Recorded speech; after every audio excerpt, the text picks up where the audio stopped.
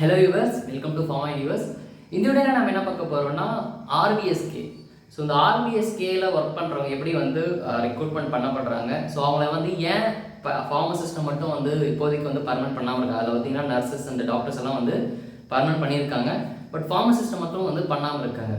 So அதுக்கான காரணம் என்ன, அதுக்கப்புறம் வந்து அந்த ஜிஓ வந்து ஏன் கவர்மெண்ட் வந்து இம்ப்ளிமெண்ட் பண்ணலை, ஸோ அப்படின்றதுக்காக ரீசன் ஏன் எம்ஆர்பியில் வந்து அந்த டைமில் வந்து ஆர்பிஎஸ்கே ஃபார்மசிஸ்ட்டை வந்து எடுக்கலை, ஏன் வந்து அவுட் சோர்ஸ் மூலயமா கொடுத்தாங்க, ஸோ அதுக்கான காரணம். ஸோ இப்போ வந்து பார்த்திங்கன்னா இப்போது அவங்க வந்து கேஸ் போட்டிருக்காங்க அவங்க ரெகுலரைஸ் பண்ணணும்னு சொல்லி.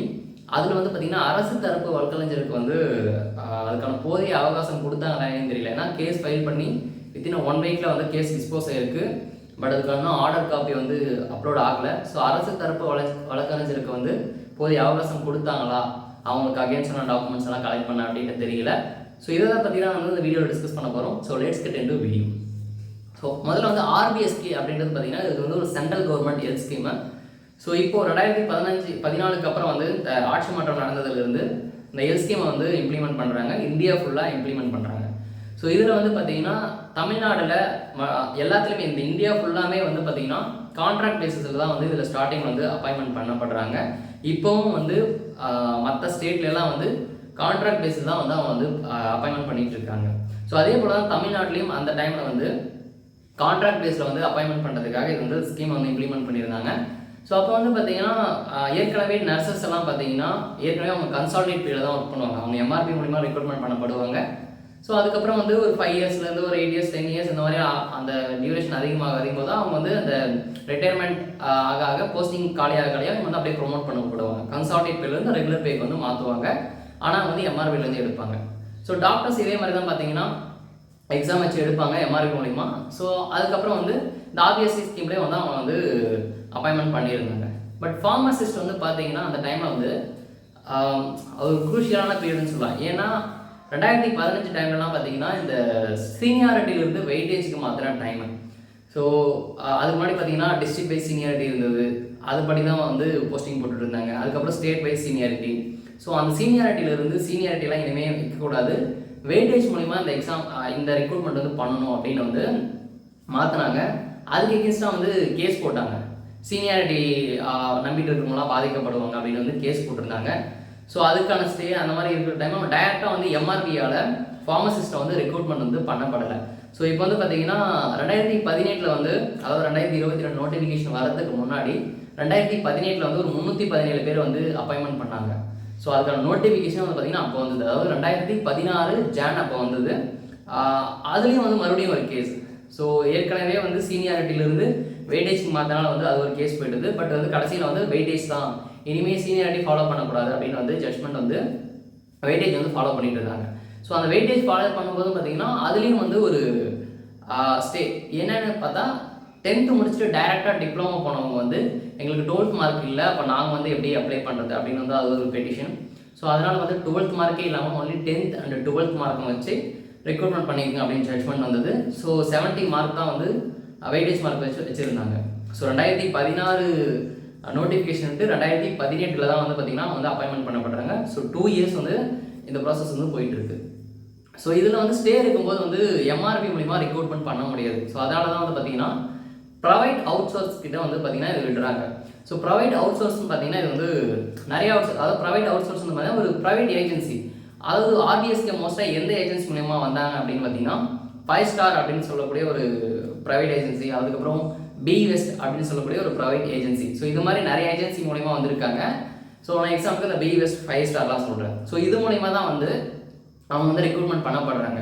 ஸோ அதுவும் டெம்பரவரியாக 10,000 வந்து கன்சல்டேட் பேக்கு வந்து அவங்க வந்து அப்பாயின்மெண்ட் பண்ணப்படுறாங்க. ஸோ எம்ஆர்பி மூலிமா அவங்களுக்கு எடுக்காததுக்கு முதல் காரணம் இந்த மாதிரி பிரச்சனை, சீனியாரிட்டி வெயிட்டேஜ். ஸோ இந்த மாதிரி போயிட்டு இருக்கிறதுனால அவங்க வந்து ப்ரைவேட் அவுட் சோர்ஸ் மூலிமா வந்து எடுக்கிறாங்க. ஸோ டாக்டர்ஸ் நர்சஸ் எல்லாம் அதனால தான் வந்து பர்மனெண்ட் பண்ணாங்க. பட் இது வந்து private out source. So private out source அந்த அப்பாயின்மெண்ட் ஆர்டர்லேயே வந்து பார்த்தீங்கன்னா அவங்க வந்து இது வந்து டெம்பரவரி போஸ்ட்டு, கான்ட்ராக்ட் பீரியட். அந்த கான்ட்ராக்டும் பார்த்தீங்கன்னா 11 மந்த் தான் வந்து இருக்கும். ஸோ அந்த 11 மந்த் முடிஞ்ச உடனே வந்து பார்த்தீங்கன்னா அவங்க வந்து ரெனியூவல் பண்ணி தான் நெக்ஸ்ட் இயர்க்குள்ளே போகிற மாதிரி இருக்கும். ஈவன் அந்த 1 டே வந்து அவங்களுக்கு வந்து பிரேக் ஆகும். இப்போ இன்றைக்கி முடிக்கிறாங்கன்னா அவங்க நாளைக்கே வந்து அதை ரெனியூவல் பண்ணி போக முடியாது. 1 டே பிரேக் அடுத்ததுக்கப்புறம் தான், அடுத்த நாளுக்கு அப்புறம் தான் அவங்க வந்து அடுத்த இயற்கான கான்ட்ராக்ட்குள்ளே போவாங்க.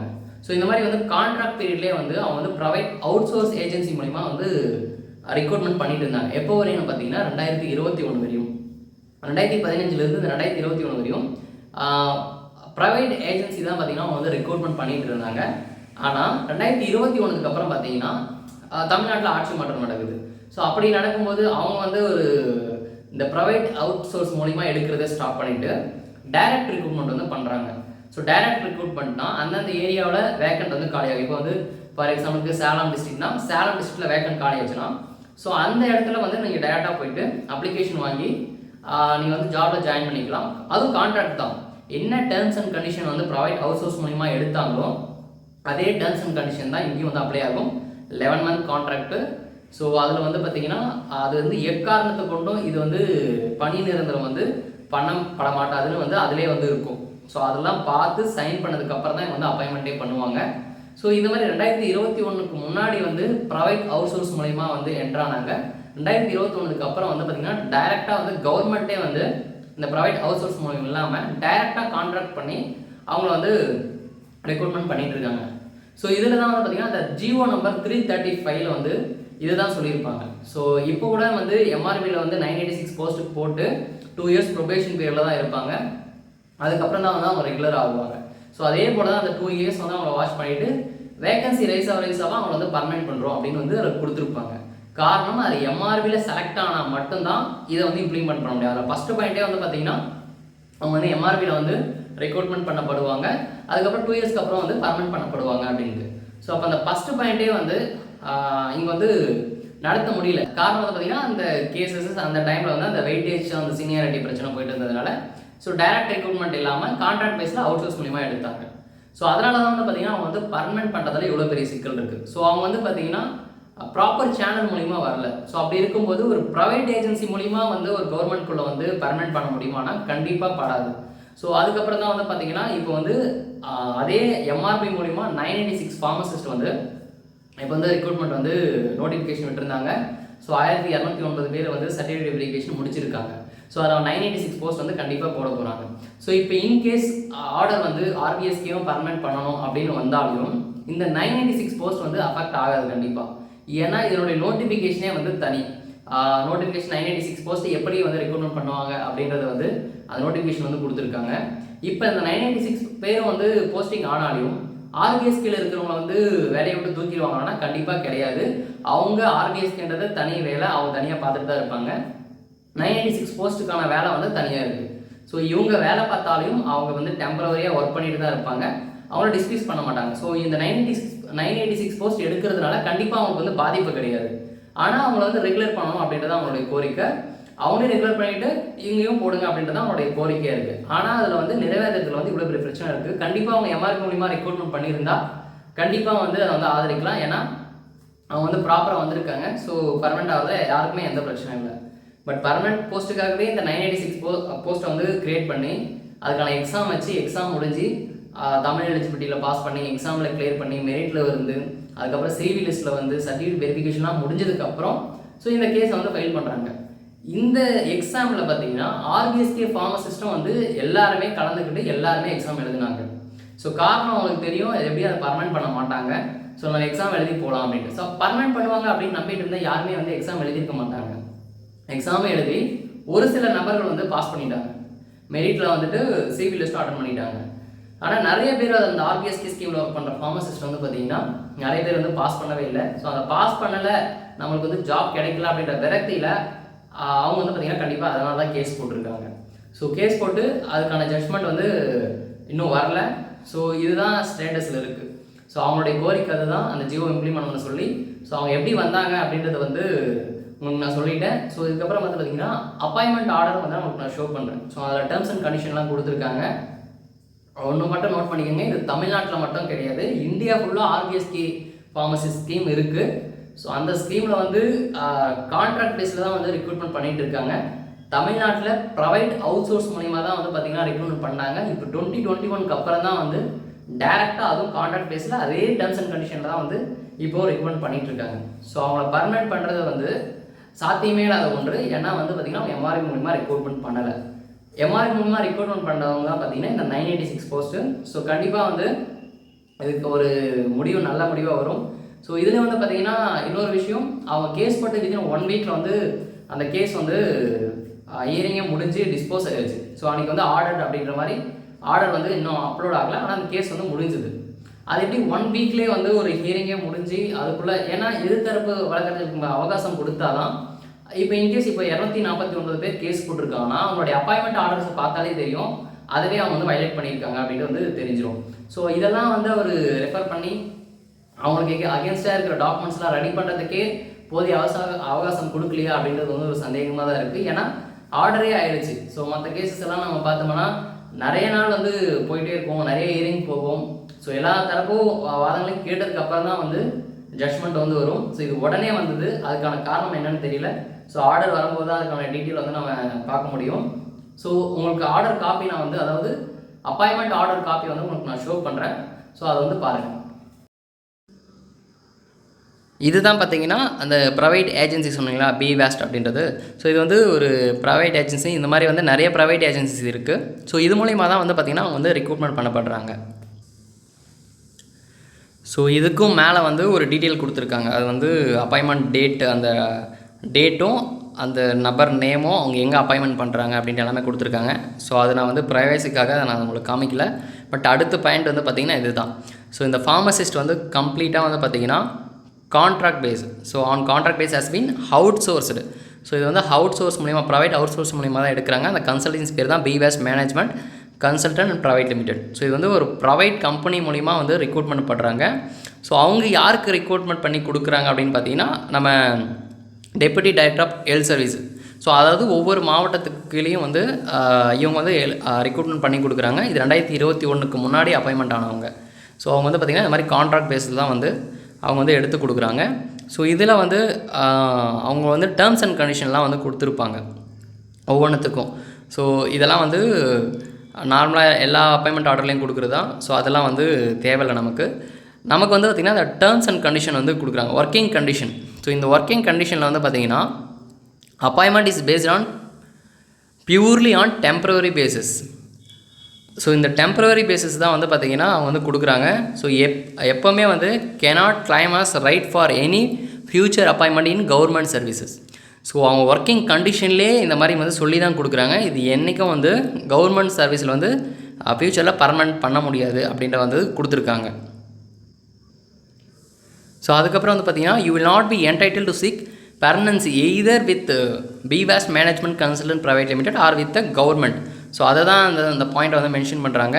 அவங்க வந்து என்றைக்குமே வந்து இந்த பர்மனெண்ட் ஜாப்பில் வந்து அவங்க இன்க்ளூட் பண்ண மாட்டாங்க. ஈவன் அவங்க ப்ரைவேட் கன்சல்டன்ஸ்லேயோ இல்லை கவர்மெண்ட் ஹெல்த் ஸ்கீம்லேயோ வந்து பார்த்திங்கன்னா அவங்க கண்டிப்பாக வந்து பர்மனெண்ட் பண்ண மாட்டாங்க அப்படின்னு தான் வந்து இந்த டேர்ம்ஸ் அண்ட் கண்டிஷன் வந்து கொடுத்துருக்காங்க. ஸோ மற்ற டீட்டெயில்ஸாக பார்த்திங்கன்னா அவங்க கொடுக்குற அப்பாயின்மெண்ட் ஆர்டரில் இருக்கிற அந்த சேலரி எவ்வளோ, அதுக்கப்புறம் அவங்களுக்கு என்னென்னலாம் இந்த டைமிங்ஸ் அண்ட் லீவ்ஸ், ஸோ இந்த மாதிரி எல்லாமே இது காமனாக இருக்கிறது. ஸோ இதுக்கு கீழே தான் பார்த்திங்கன்னா அவங்க கடைசியாக வந்து சைன் பண்ணி அவங்க வந்து கொடுத்துருக்காங்க. ஸோ இதிலே வந்து இந்த அப்பாயின்மெண்ட் ஆர்டர்லேயே வந்து பார்த்திங்கன்னா தெளிவாக வந்து கொடுத்துருக்காங்க. இது என்றைக்குமே வந்து பர்மனெண்ட் பண்ண மாட்டாங்க. இது வந்து கன்சல்டன்சி மூலயமா கொடுத்த terms and condition. Government agreement வந்து தனியாக இருக்குது. ஸோ அதுவும் உங்களுக்கு நான் வந்து ஷோ பண்ணுறேன்.